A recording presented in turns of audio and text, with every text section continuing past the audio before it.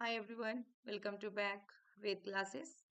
Dear, आज इस video में हम डिस्कस करने वाले हैं चैप्टर थर्ड, जो अध्याय 3 वनस्पति जगत।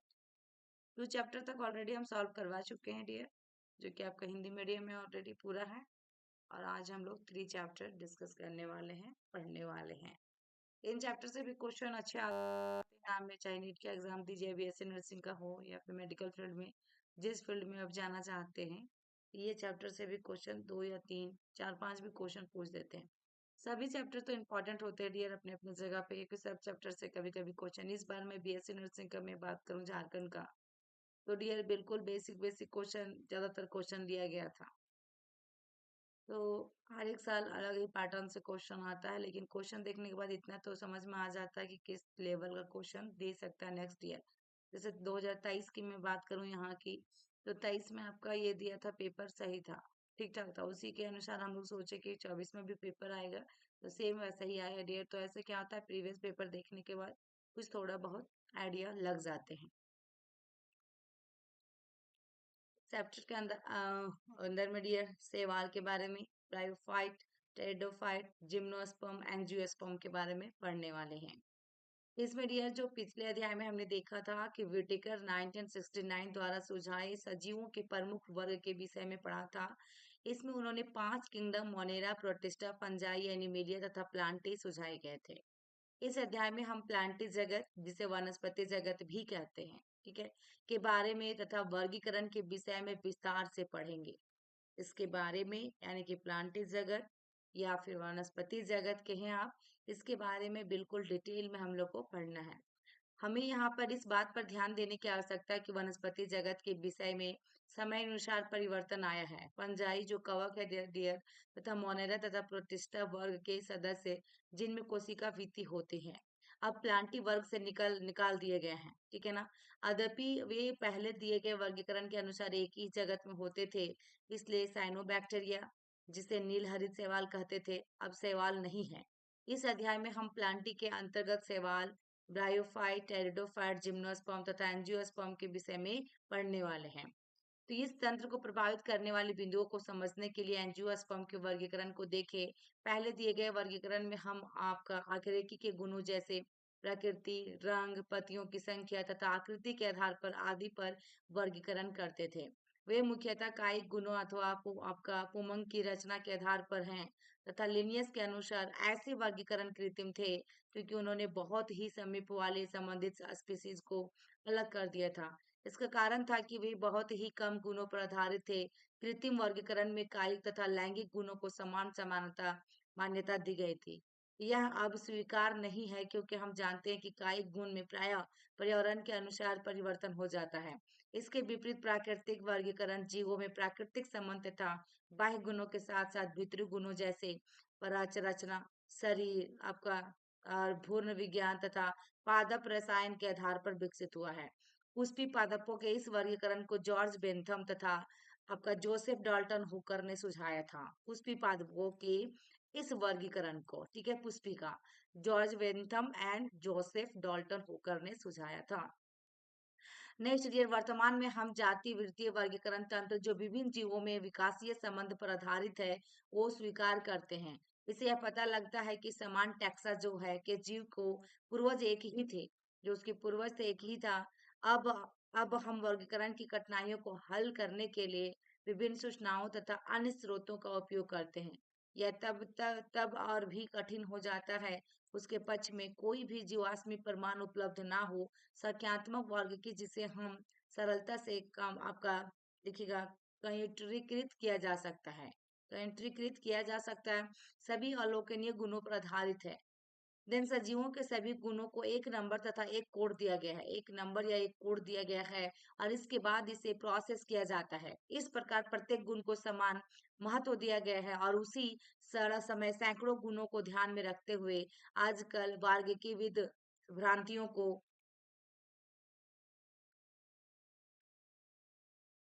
को दूर करने के लिए कोशिका वार्गिकी, कोशिका विज्ञापन, विज्ञानीय सूचनाओं जैसे क्रोमोजोम की संख्या, उसका रचना, व्यवहार तथा रसायन मार्ग की जो पादपों के रासायनिक कारकों का उपयोग करते हैं। हम शैवाल से स्टार्ट करेंगे। ये 3.1 में शैवाल से रिलेटेड देखिएगा। शैवाल क्लोरोफिल युक्त सरल थैलाइड स्वपोषी तथा मुख्यतः जलीय यानी कि आपका अलवणीय जल तथा समुद्री दोनों का जीव है। वे अन्य आवास जैसे नमक युक्त पत्थरों, मिट्टी तथा लकड़ी में भी पाए जाते हैं। उनमें से कुछ कवक जो लाइकन तथा प्राणियों के संगठन में भी पाए जाते हैं, जैसे आपका आपका अस्लाथ रिच। शैवाल के माप तथा आकार में बहुत भिन्नताएं होती हैं। ये कॉलोनियल जैसे वॉलबॉक्स तथा तंतुमयी जैसे यूलोथ्रिक्स स्पैरोगैरा तक हो सकते हैं। इनमें से कुछ शैवाल जैसे कि कैल्प बहुत विशालकाय होते हैं। बहुत इंपॉर्टेंट है डियर यहाँ पे। नेक्स्ट, शैवाल कायिक अलैंगिक तथा लैंगिक जनन करते हैं। कायिक जनन विखंडन विधि द्वारा होता है। इसके प्रत्येक खंड में थैलस बन जाता है।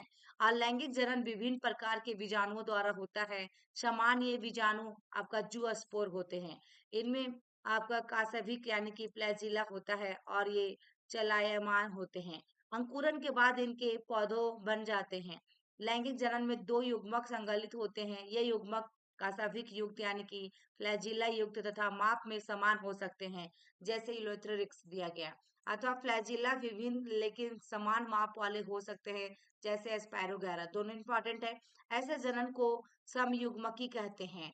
जब विभिन्न माप वाले दो युग्मक संगलित होते हैं, तब उसे हम असमयुग्मकी कहते हैं। जैसे आपका यूडोराइना की कुछ स्पीसीज विषम युग्म की लैंगिक जनन में एक बड़े अचल यानी कि अस्थानिक मादा युग्मक में से एक छोटा चलायमान नर युग्मक आपका सम्मिलित होता है, जैसे वॉलबॉक्स और फ्यूकस। शैवाल वर्ग तथा उनके महत्वपूर्ण गुणों का सारांश तालिका में दिया गया है। मनुष्य के लिए शैवाल बहुत ही उपयोगी है। पृथ्वी पर प्रकाश संश्लेषण के दौरान कुछ स्थिरीकृत कार्बन डाइऑक्साइड का लगभग आधा भाग शैवाल स्थिर करते हैं और प्रकाश संश्लेषी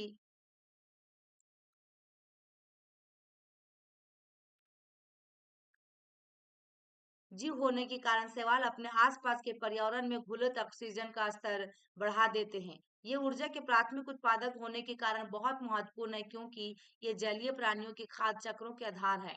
आपका देखिएगा पोरफायरा, लैमिनेरिया तथा सार्गासम सरगासम की बहुत सी स्पीसीज जो समुद्र की 70 स्पीसीज जो प्रजातियां में से हैं, भोजन के रूप में उपयोग की जाती है। कुछ समुद्री भूरे तथा लाल शैवाल बहुत ही अधिक पैरागिन यानी कि लाल शैवाल से का उत्पादन करते हैं, जिनका व्यावसायिक उपयोग होता है। आपको देखिएगा जिलेडियम तथा ग्रेसिलेरिया से एगार प्राप्त होता है, जिसका उपयोग सूक्ष्म जीवों के संवर्धन में तथा आइसक्रीम का जेली बनाने में किया जाता है। आपका क्लोरेला तथा एस्पिरुलाइना एक कोशिकीय शैवाल है। इनमें प्रोटीन प्रचुर मात्रा में होता है। यहाँ तक कि इसका उपयोग अंतरिक्ष यात्री भी भोजन के रूप में करते हैं। शैवाल 3 प्रमुख भागों में विभक्त किया जाता है: क्लोरोफाइसी, फियोफाइसी, रोडोफाइसी। यहाँ पे देखिएगा ये जो शैवाल के डिवीजन अनुभाग तथा उनके प्रमुख अभिलक्षण जो दिया गया है। पहले डिवीजन: सामान्य नाम, प्रमुख वर्णक, संचित भोजन, कोशिका भित्ति, फ्लैजिला की संख्या तथा उनकी निवेशन की स्थिति और आवास। तो क्लोरोफाइसी की बात करेंगे, हरे सवाल है डियर। क्लोरोफिल ए और बी में जाएगा। स्टार्च होगा, इसमें सेलुलोज होगा, 2 से 8 समान शीर्ष, और ये लवण जल या लवणीय जल या खारा जल में। नेक्स्ट डियर फियोफाइसी का भूरे सवाल होता है। क्लोरोफिल ए सी आपका पिकोजैंथिन, मैनिटोल लैमिनेरिया एंड सेलुलोज तथा एल्जीन और असमान या पार्श्वे। इसमें अलवण जल बहुत कम होगा, खारा जल और लवणीय जल होगा। नेक्स्ट देखिए, अगर ये रोडोफाइसी में लाल शैवाल जो होगा, क्लोरोफिल ए और डी आपका फाइकोएरिथ्रिन या आपको देखिएगा फ्लोरिडियन स्टार्च, सेलुलोज इसमें जाएगा, अनुपस्थित रहेगा बिल्कुल। ये फ्लैजिला की संख्या इसमें अब्सेंट रहेंगी। और इसमें देखिएगा लवण जल होगा, कुछ खारा जल होगा और आपका लवण होगा जल, जिसमें अधिकांश होंगे। जो लवण जल कुछ होगा, खारा जल इसमें पाया जाएगा और लवण जल जो होगा अधिकांश पाया जाएगा। तो ये 3 है डियर, जिसमें आपका क्लोरोफाइसी, फियोफाइसी, रोडोफाइसी। क्लोरोफाइसी की बात करेंगे। क्लोरोफाइसी हमारा क्या था, हरा शैवाल कहते हैं। ये आपका एक कोशिकीय आपका कॉलोनी में अथवा तंतुमयी हो सकते हैं। क्लोरोफिल ए और बी के प्रभाव के कारण इनका रंग हरी घास की तरह होता है। वर्णक सुस्पष्ट क्लोरोप्लास्ट में होते हैं और क्लोरोप्लास्ट डिस्क प्लेट की तरह जालीकार, कप के आकार, सर्पिल अथवा रिबन के आकार के हो सकते हैं। इसके अधिकांश सदस्यों को क्लोरोप्लास्ट में एक अथवा एक से अधिक आपका पैरिनोइड होते हैं। पैरिनोइड स्टार्च होते हैं। कुछ शैवाल आपका तेल बुंदक के रूप में भोजन संचित करते हैं। हरे शैवाल में प्राय एक कठोर कोशिका भित्ति होती है, जिसकी भीतरी सतह सेल्यूलोज की तथा बाहरी सतह पैक्टोज की बनी होती है। बाहरी सतह पैक्टोज की बनी होती है। कायिक जनन प्राय तंतु के टूटने से अथवा विभिन्न प्रकार के बीजाणु यानी कि स्पोर के बनने से होता है। और लैंगिक जनन आपका फ्लैजिला युक्त जूस्पोर से होता है। जूस्पोर जूस्पोरेंजिया यानी कि चल बीजाणुधानी में बनते हैं। लैंगिक जनन में लैंगिक कोशिकाओं के बनने में बहुत विभिन्नताएं दिखाई पड़ती है और सब युग्मकी यानी कि असम युग्मकी अथवा विषम युग्मकी हो सकते हैं। इसके सामान्य सदस्य आपका क्लैडोमोनास, वॉलबॉक्स, इलोथ्रिक्स, स्पायरोगैरा तथा कारा है, जो चित्र 3.3 में 1 में आया है। नेक्स्ट देखिएगा फियोफाइसी। फियोफाइसी ये आपका भूरे कलर का शैवाल है। ये मुख्यतः समुद्री आवास में पाए जाते हैं। उनके माप तथा आकार में बहुत भिन्नताएं होती हैं। ये सरल शाखित तंतुमय यानी कि एक्टोकार्पस से लेकर संघन शाखित जैसे कैल्प तक हो सकते हैं। कैल्प की ऊंचाई 100 मीटर तक हो सकती है। इनमें क्लोरोफिल एसी आपका कैरोटीनॉइड तथा जैंथोफिल होता है। इनका रंग जैतूनी हरे से लेकर भूरे के विभिन्न शेड तक हो सकता है। ये शेड जैंथोलोफिल वर्णक यानी कि फ्यूजोजैंथिन की मात्रा पर निर्भर करते हैं। इसमें जटिल कार्बोहाइड्रेट के रूप में भोजन संचित होता है या भोजन लैमिनेर या आपको देखिएगा लैमिनेरिन अथवा मैनिटोल के रूप में हो सकता है। कई कोशिकाओं में सेलुलोज से बनी हुई कोशिका भित्ति होती है, जिसके बाहर की ओर एल्जीन का जिलेटिनी स्तर होता है। आपका देखिएगा प्रोटोप्लास्ट में लवक के अतिरिक्त केंद्र में रसधानी तथा केंद्रक होते हैं। पौधे प्राय संलग्न द्वारा दरस्तर यानी कि एस्पेरिस्टम से जुड़ा होता है और इसमें एक वृत्त तथा पत्ती की तरह प्रकाश संश्लेषी अंग होता है। इसमें कायिक जनन विखंडन विधि द्वारा होता है। अलैंगिक जनन नाशपाती के आकार वाले दो फ्लैजिला युक्त जूस्पोर द्वारा होता है। इसके फ्लैजिला आसमान होते तथा वे पार्श्वीय रूप से जुड़े होते हैं। ठीक है, इसमें अलैंगिक जनन सगमेयों की असगमेयों की तथा विषम युग्मक की हो सकता है। लैंगिक जनन युग्मकों का संगम जल में अथवा अंडधानी विषम युग्मकीय स्पीसीज प्रजाति में हो सकता है।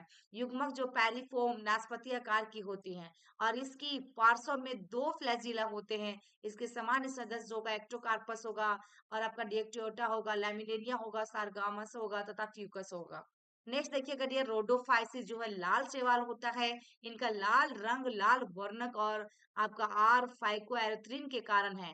अधिकांश लाल शैवाल समुद्र में पाए जाते हैं और इनकी बहुलता समुद्र के गर्म क्षेत्र में अधिक होती है। ये पानी की सतह पर जहाँ अधिक प्रकाश होता है वहां भी पाए जाते हैं और समुद्र की गहराई में भी और जहाँ प्रकाश कम होता है वहां भी पाए जाते हैं। लाल शैवाल का लाल थैलेक्स अधिकांशतः बहुकोशिकीय होता है और इनमें से कुछ की संरचना बड़ी जटिल होती है। भोजन क्लोरोडियन स्टार्च के रूप में संचित होता है। इस स्टार्च की रचना एमाइलो प्रोटीन तथा ग्लाइकोजेन की तरह होती है। इसमें कायिक जनन विखंडन अलैंगिक जनन अचल स्पोर यानी कि बीजाणु और लैंगिक जनन अचल युग्मकों द्वारा होता है। लैंगिक जनन विषम युग्मकी होता है और इसके पश्चात आपका निषेचनोत्तर विकास होता है। इसके सामान्य सदस्य जो फाइव देखिएगा पोली साइनोफेनिया, ग्रोसिलेरिया, पोरफायरा और जिलेडियम है। नेक्स्ट हमारा आता है 3.2 के अंदर में ब्रायोफाइट। ब्रायोफाइट में मॉन्स तथा लिवर्स वर्ड आते हैं। मॉन्स तथा लिवर्स वर्ड आते हैं जो प्राय पहाड़ियों के नम तथा छायादार क्षेत्रों में पाए जाते हैं। ब्रायोफाइट को पादप जगत के जल स्तर भी कहते हैं। ठीक है, नेक्स्ट आपका देखिएगा यहाँ पे क्योंकि ये भूमि पर जीवित रह सकते हैं किंतु लैंगिक जनन के लिए जल पर निर्भर करते हैं। ये प्राय नम सीलन आर्द्र तथा छायादार स्थानों पर पाए जाते हैं। ये अनुकर्मण में महत्वपूर्ण भूमिका निभाते हैं। इनकी पादप काय शैवाल की अपेक्षा अधिक विभेदित होती हैं या थैलस की तरह होता है। एक थैलस की तरह होता है डियर, पॉज की तरह और समान अथवा सीधा होता है और ये कोशिक तथा बहुकोशिक मूलाप मूलाप द्वारा स्पिरिडम देखिएगा अस्ब्रेस्ट्रम से जुड़ा रहता है। इनमें वास्तविक मूल तथा अथवा पत्तियां नहीं होती। इनमें मूलसम, पत्तिसम अथवा तनासम संरचना होती है। ब्रायोफाइट की मुख्यतः अगुणित होती हैं। यह युग्मक उत्पन्न करते हैं, इसलिए इन्हें युग्मक को विद कहते हैं। उग्मको विद कहते हैं। ब्रायोफाइट में लैंगिक अंग बहुकोशिकीय होते हैं। लर लैंगिक अंग को पुंधानी कहते हैं। ये दीव आपका काम दीव साभिक पुबंग उत्पन्न करते हैं। मादा जनन अंग को स्त्रीधानी कहते हैं। यह देखिएगा फ्लास्क के आकार का होता है, जिसमें एक अंड होता है और आपका यहाँ पे पुमंग को पानी में छोड़ दिया जाता है। ये स्त्रीधानी के संपर्क में आता है और अंडे से संलगित हो जाते हैं, जिसके कारण युग्मनज बनाता है। युग्मनज में तुरंत न्यूनीकरण विभाजन नहीं होता है और इसके एक बहुकोशिकीय बीजाणु उद्भिद जो स्पोरोफाइट बन जाता है। स्पोरोफाइट मुक्त जीवी नहीं है, बल्कि यह प्रकाश संश्लेषी युग्मद्विभेद से जुड़ा होता है और इसमें अपना पोषण प्राप्त करता है। स्पोरोफाइट की कुछ कोशिकाओं में न्यूनीकरण विभाजन होता है, जिससे आपका अगुणित बीजाणु अंकुरित होकर युग्मोद्भिद में विकसित हो जाते हैं। ब्रायोफाइट का बहुत कम आर्थिक महत्व है, लेकिन कुछ मांसाहारी स्तनधारियों, पक्षियों तथा अन्य प्राणियों को भोजन प्रदान करते हैं। अस्पेगनम की कुछ स्पीसीज यानी कि जाति जो होते हैं पीठ प्रदान करती हैं, जिसका उपयोग ईंधन के रूप में करते हैं। इसका उपयोग पैकिंग में और सजीव पदार्थों को स्थानांतरित करने में भी करते हैं। इसका कारण यह है कि इसमें पानी को रोकने की क्षमता बहुत अधिक होती है, लेकिन लाइकन जो समेत मॉन्स सर्वप्रथम ऐसे सजीव है जो चट्टानों पर उगते हैं। इनका पारिस्थितिक दृष्टि से बहुत महत्व है।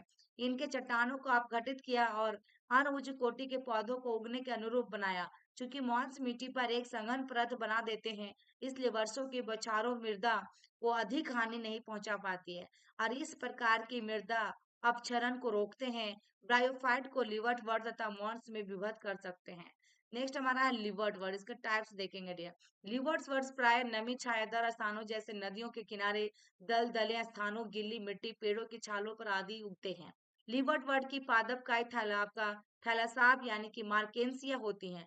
थैलस पृष्ठाकार होते हैं तथा अर्ध अस्तर बिल्कुल चिपके रहते हैं। इसकी पत्तीदार सदस्यों में पत्तियों की तरह छोटी छोटी संरचनाएं होती हैं, जो तने की तरह रचना पर दो कतारों में होती हैं। लीवर वर्ट में अलैंगिक जनन थैलस के विखंडन अथवा विशिष्ट संरचना जेमा द्वारा होता है। किससे? जेमा द्वारा। जेमा हरी बहुकोशिकीय अलैंगिक कलियां हैं। ये छोटे छोटे पात्रों जिन्हें जेमा कप कहते हैं में आपका स्थित होता है। ये अपने प्राकृतिक पादप से अलग हो जाती हैं और इससे एक नया पादप उग जाते हैं। लैंगिक जनन के दौरान नर तथा मादा लैंगिक अंग या तो भी उसी थैलस पर अथवा दूसरे थैलस पर बनते हैं। स्पोरोफाइट में एक पाद सीटा तथा कैप्सूल्स मार्केंसिया होता है।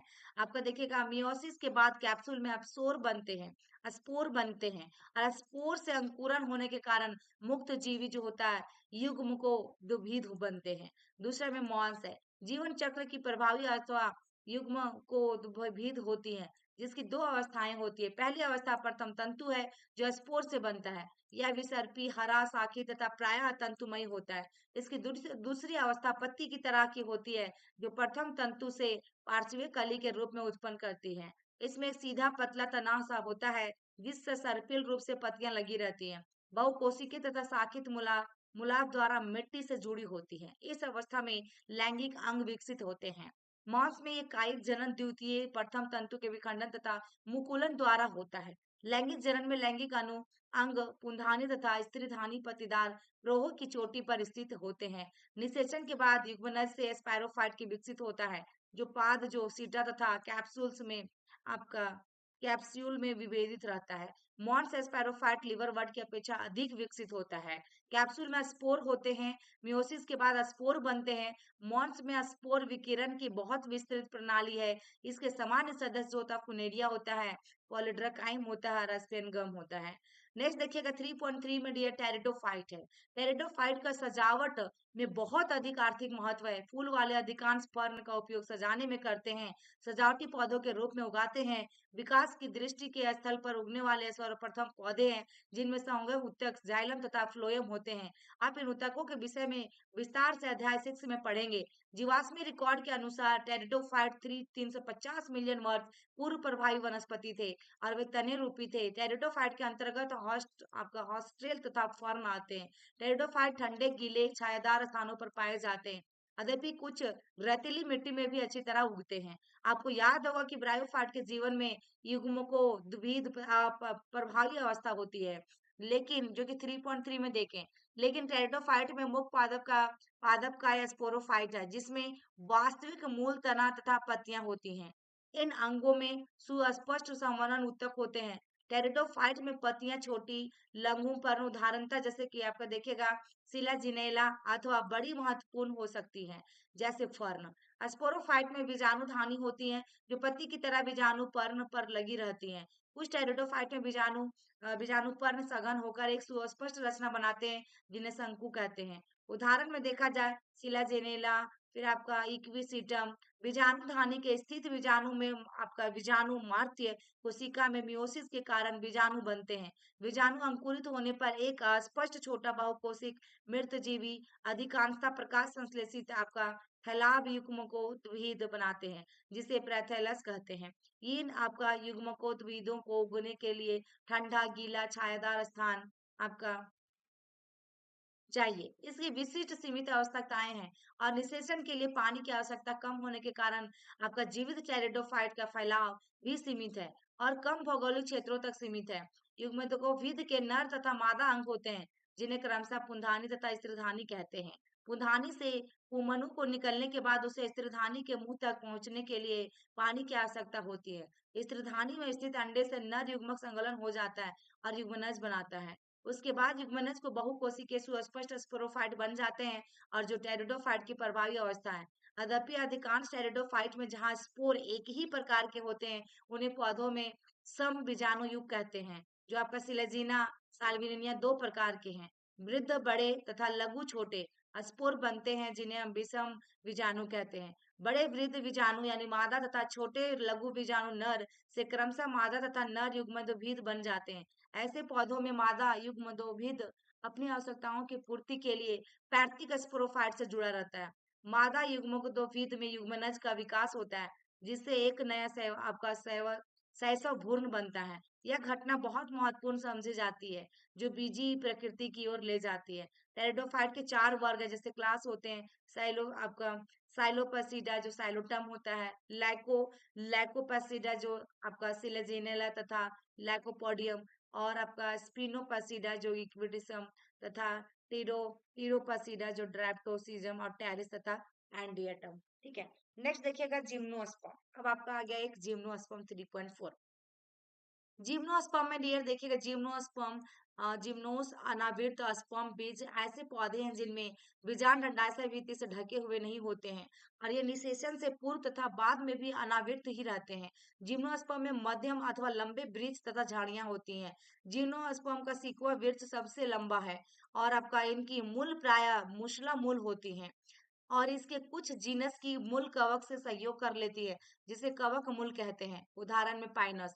जबकि कुछ अन्य की छोटी विशिष्ट मूल नाइट्रोजन स्थिर करने वाले साइनोबैक्टीरिया के साथ सहयोग कर लेती हैं, जिसे प्रवाल मूल कहते हैं। उदाहरण में देखा जा साइकस, इसके तने अशाखीय साइकस अथवा शाखित पाइनस से ड्रस होते हैं। इनकी पत्तियां सरल तथा संयुक्त होती हैं। साइकस में पिचाकार पत्तियां कुछ वर्षों तक रहती हैं।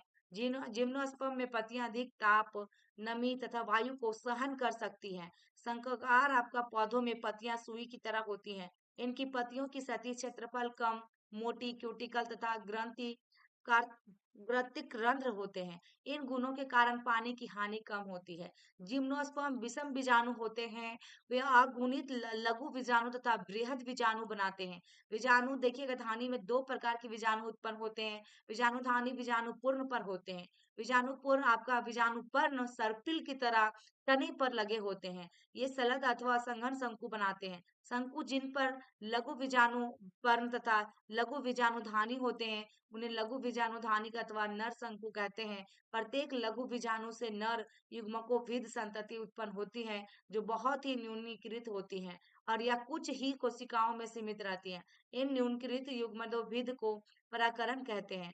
परागकणों की विकास लघु बीजाणुधानी में होता है, जिससे शंकु पर गुरु बीजाणु पर्ण तथा गुरु बीजाणुधानी होती हैं। उन्हें गुरु बीजाणुधानी अथवा मादा शंकु कहते हैं। दो प्रकार के नए अथवा मादा शंकु एक ही वृक्ष यानी कि पाइनस अथवा विभिन्न वृक्षों पर यानी कि साइकस पर स्थित हो सकते हैं।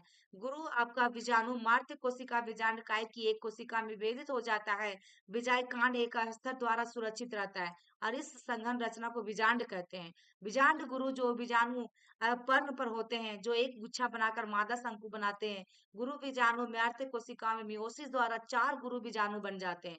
गुरु बीजाणु धानी यानी बीजांडकाय स्थित अकेला गुरु बीजाणु मादा युग्मनभेद विकसित होता है। इसमें 2 अथवा 2 से अधिक स्त्री धानी अथवा मादा जनन अंग होते हैं। बहुकोशिकीय मादा जो युग्मकों भेद भी गुरु बीजाणु धानी में ही रह जाता है। जिम्नोस्पर्म में 2 ही नर तथा मादा युग्मनोभिद ब्रायोफाइट तथा टेरिडोफाइट की तरह स्वतंत्र नहीं होते। वे स्पोरोफाइट पर बीजाणु धानु में ही रहते हैं। बीजाणु धानु से परागकण बाहर निकलते हैं।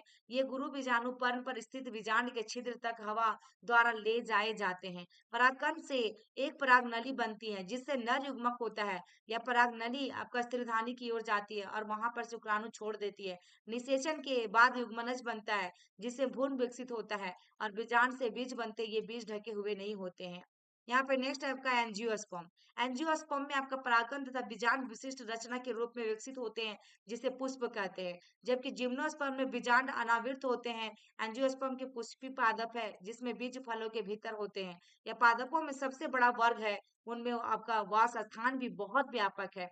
इनका माप सूक्ष्मदर्शी जीवों विफिलिया से लेकर सबसे ऊंचे वृक्ष आपका यूकलिप्टस 100 मीटर से अधिक ऊंचाई तक होता है। इनसे हमें भोजन, चारा, ईंधन, औषधियां तथा अन्य दूसरे आर्थिक महत्व के उत्पाद प्राप्त होते हैं। ये दो वर्ग आपका वर्गों द्विबीजपत्री, एकबीजपत्री में विभक्त होते हैं।